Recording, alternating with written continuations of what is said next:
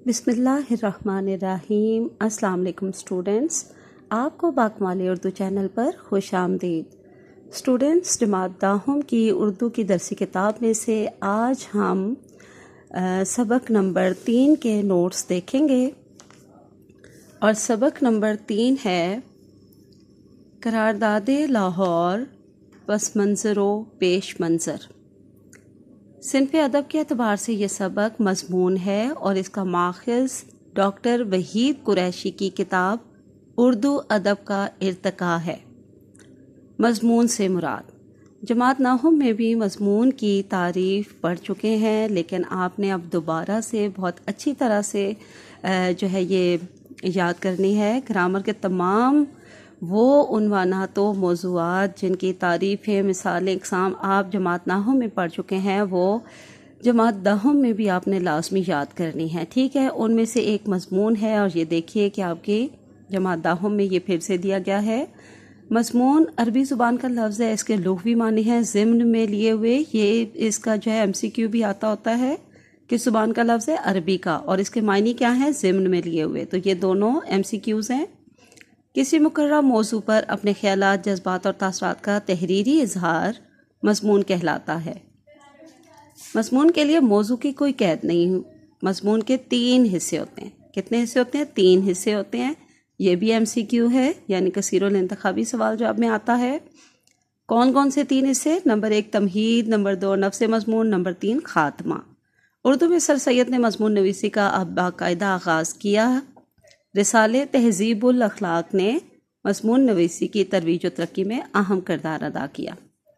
अब ये सबक नंबर 3 करारदाद लाहौर पस मंज़र व पेश मंज़र के जो मुसन्निफ़ हैं डॉक्टर वहीद कुरैशी, ये उनकी तारीख़ पैदाइश और तारीख़ वफ़ात और ये उनके हालात ज़िंदगी। तो बेटा आप लोगों ने बहुत अच्छी तरह से एक बार इनको पढ़ लेना है। उसके बाद आपके पास यहाँ पे हैं मुश्किल अल्फाज के मानी। बहुत अच्छी तरह से तमाम अल्फाज के मानी आपने याद करने हैं।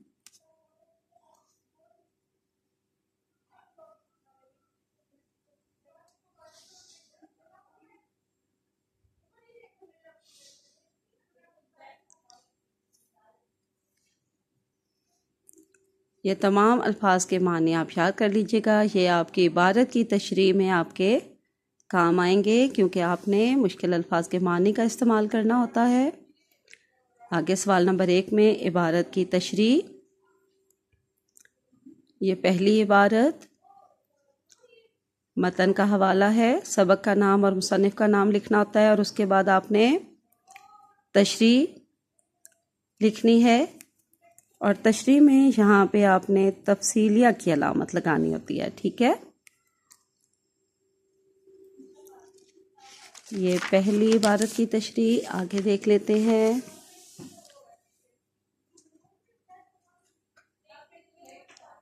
और ये रही सवाल नंबर 2 में दूसरी इबारत और उसकी तशरीह।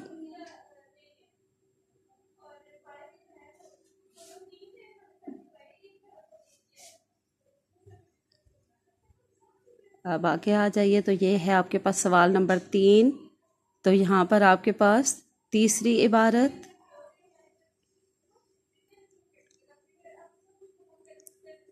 और उसका मतन का हवाला और तशरीह। तशरीह के आगे याद से आपने तफसीलिया की अलामत लगानी है।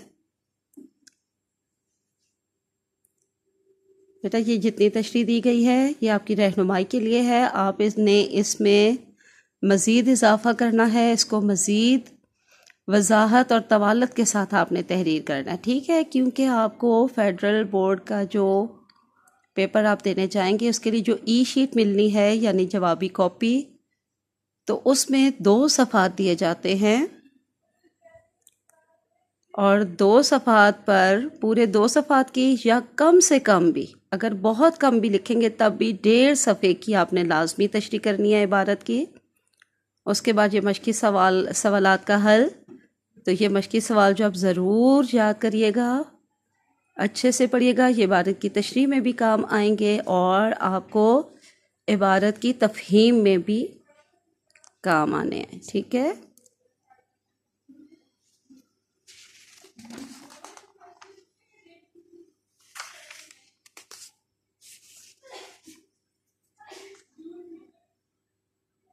यहाँ देख लीजिए बाकी के सवालात।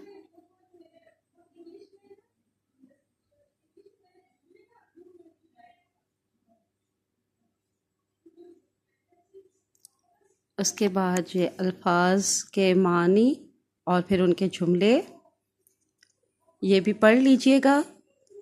वैसे कवायद में मुहावरात के जुमले कभी कभार आ जाते हैं। अच्छा, उसके बाद यहाँ पे ग्रामर आ गया। तो ग्रामर का वही आपके पास मज़मून नवेसी का उन्वान आया है। इसकी तारीफ़ बहुत अच्छी तरह से याद करनी है। फिर मज़मून लिखा कैसे जाता है, मज़मून लिखने का तरीका ये है कि ये अब आपने यहाँ पे पढ़ लेना है अच्छी तरह। जमात नाहुम में ये आपने याद किया होगा। इसकी दोहराई बहुत अच्छी तरह करनी है। अब आगे आ जाएं तो यहाँ सरगर्मी में भी हमारे पास सवाल नंबर 5 में सरगर्मी में क्या है, दाइज़िल जुमलों की तरकीब नहवी करें और ये भी बताएं कि जुमला इस्मिया है या फेलिया। तो बेटा पेपर में ना ऐसा कवायद में इस तरह से सवाल आता है। अगर कोई जुमला दिया जाए ना कि इसकी तरकीब नहवी करें, तो साथ ही आपसे ये भी पूछा जाता है कि ये भी बताएं कि ये जुमला इस्मिया है या फेलिया। तो आपने पहले जुमले को अच्छी तरह पढ़ना है। अगर उस पूरे जुमले में कहीं कोई फेल यानी काम पाया जा रहा है तो इसका मतलब है कि वो जुमला फेलिया है। अगर कोई काम कोई फेल नहीं पाया जा रहा तो इसका मतलब है कि वो जुमला इस्मिया है। और जुमला इस्मिया जो है वो पिछले सबक में भी आप पढ़ चुके हैं और जमात नाहुम में भी आपने जुमला इस्मिया और जुमला फेलिया की तारीफ़ें, इनके अज्जा के नाम और इनकी तरकीब नहवी बहुत अच्छी तरह से की हुई है। तो अब जमात नाहुम में भी ये बहुत अच्छी तरह से आपने दोबारा से तैयार करनी है। ठीक है, तो यहाँ पे जुमले फेलिया के दिए गए हैं। अहमद ने किताब पढ़ी तो ये पढ़ी का देखें, काम पाया जा रहा है, फेल पाया जा रहा है। कमरा रोशन था, बच्चे शोर मचाते हैं। हिरन ने पानी पिया, पानी ठंडा है। तो ये अब आपने इनमें पहचान करनी है। यहाँ पे पढ़ी जो है वो फेल है तो जुमला फेलिया है। कमरा रोशन था, कमरा भी इसम और रोशन भी इसमें सिफ्त यानी इसम ही है तो ये जुमला इसमिया है। बच्चे शोर मचाते हैं, मचाना जो है ये एक फ़ेल होता है, काम होता है तो ये जुमला फेलिया है। हिरन ने पानी पिया तो पीने का काम किया, इसका मतलब है ये फ़ेल है तो ये जुमला फेलिया है। पानी ठंडा है, पानी की सिफ्त है कि वो ठंडा है तो ये जुमला इसमिया है। जो ये इस तरह से आपने पहचान करनी है। उसके बाद देखिए सबक में लिए गए इजाफी मुहावरात के मानी और जुमले। तो इनमें से मुहावरात के जुमले आपने लाजमी देख लेने हैं और मुहावरात के मानी याद करना बहुत ज़रूरी है। अगर आपको मुहावरात के मानी आते होंगे तो आप इंशाल्लाह आराम से ख़ुद भी जुमला बना सकते हैं। आगे देखिए सबक में लिए गए जुमलों की वजाहत। तो सबक में से कुछ अहम जुमले लिए जाते हैं, उनके आगे वजाहत है तो ये ज़रूर पढ़ा करें। इनमें से कुछ जुमले अगर आपके इबारत की तशरीह के लिए दिए गए किसी इबारत में आते हैं तो आप इन वजाहतों को उसमें लिख सकते हैं। इस तरह से आपकी इबारत की तशरीह भी जो है उसमें वजाहत व तवालत आ जाएगी। आगे देखिए इबारत में से इजाफी सवालात के जवाबात। तो ये क्या है, ये तफ़हीम इबारत है। यहाँ गलती से अशार लिखा हुआ था, ये तफ़हीम इबारत है। इबारत को गौर से पढ़े, नीचे दिए गए सवालात में से 7 के जवाबात दीजिए। तो ये फिर 14 नंबर का इन्होंने दिया हुआ है यहाँ पे। आगे देख लेते हैं, ये इबारत दी गई है आपको। इस इबारत का पहले मरकज़ी ख्याल और बेटा इबारत तफ़हीम इबारत जो होता है उसमें मरकज़ी ख्याल का सवाल लाजमी आता है। तो बेटा ये ज़रूर आपको अच्छे से जवाब देना आना चाहिए। ये बाकी सवालात के जवाबात और यहाँ से फिर दूसरी इबारत शुरू हो गई। तफ़हीम इबारत का दूसरा सवाल।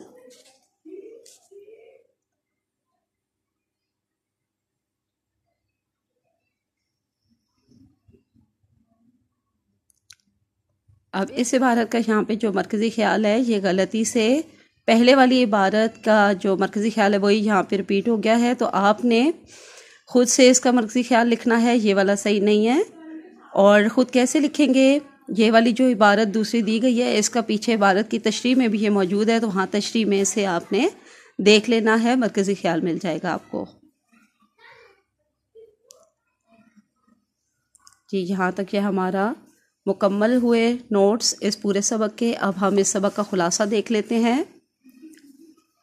जी सिनफ़ अदब के एतबार से ये सबक मज़मून है, मुसन्निफ़ डॉक्टर वहीद कुरैशी हैं। ख़ुलासा देखते हैं। ख़ुलासे से पहले ये बल्कि एक पैराग्राफ मैंने वैसे आपके नॉलेज के लिए जो है ये लिखा है और आगे मैं आपको बताऊंगी कहाँ पे शुरू हो रहा है ख़ुलासा।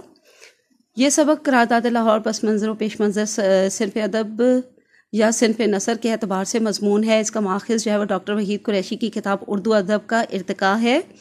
इस सबक में मुसन्निफ़ करारदाद लाहौर, जिसे करारदाद पाकिस्तान भी कहा जाता है, कि पस मंज़र और पेश मंज़र के बारे में बताते हैं कि मुमलकती खुदादाद पाकिस्तान के यौम आज़ादी 14 अगस्त 1947 से पहले के जो सियासी हालात का जो बुनियादी सिर्रा है वो 23 मार्च 1940 से मुंसलिक है, यानी जुड़ा हुआ है। 23 मार्च 1940 को मुस्लिम लीग का एक बहुत बड़ा जलसा मंटो पार्क में, जिसे आजकल इकबाल पार्क कहा जाता है, उसमें हुआ था। इस जलसे की सदारत किसने की थी? कायदे आज़म ने की थी। इस जलसे में मुसलमानों ने अपना अलहदा वतन अलहदा मुल्क बनाने के लिए एक करारदाद मंजूर की थी, जिसे करारदाद लाहौर या करारदाद पाकिस्तान कहा जाता है। इस सबक में तहरीक पाकिस्तान मुसलमानों की अलहदा वतन के लिए जदोजहद और पाकिस्तान बनने के बाद के इब्तदाई मसाइल के बारे में बयान करते हुए मुसन्निफ़ कहते हैं, अब यहाँ से असल खुलासा शुरू हो रहा है। 14 अगस्त की सुबह एक नए मुल्क पाकिस्तान के वजूद में आने की खुशखबरी लेकर आई। 14 अगस्त की बुनियाद 23 मार्च 1940 से जुड़ी है। आज़ादी की खुशी भी थी और कुछ गम भी इन दोनों सूरतों में। 14 अगस्त की सुबह को अपनी थकन इन दोनों सूरतों ने 14 अगस्त की सुबह को अपनी थकन उतारी, यानी मुसलमानों को कुछ सुकून मिला। 23 मार्च 1940 के यादगार जलसे में रहनुमाओं ने जज्बाती तकरीरें की। मुसलमान जवानों का जोशो वलवला अपने उरूज पर था। अपना आज़ादी का कानूनी हक हासिल करने के लिए मुसलमान 7 साल कोशिशों में लगे रहे। जब जलसे की तैयारी हो रही थी तो खाकसारों पर पाबंदी का ऐलान हुआ, जो रहनुमाओं ने कबूल ना किया और मुजाहिरे का फैसला किया गया। लाहौर के गली कूचों में दाएं बाएं हो जाएंगी सदाएं बुलंद हुई। आज़ादी का जज्बा कुछ भी कर गुजरने पर तैयार था। हुकूमत भी किसी को सर उठाने नहीं देना चाहती थी। इस सब के बावजूद एक शानदार और कामयाब जलसा मंटो पार्क में कायदे आज़म की सदारत में हुआ। इस जलसे को कामयाब बनाने के लिए पहली बार तलबा भी सियासी जदोजहद में शामिल हुए। इस जलसे में कायदे आज़म की वलवला अंगेज़ तकरीर ए फजलुल हक का करारदाद पेश करना, नवाब बहादुर यार का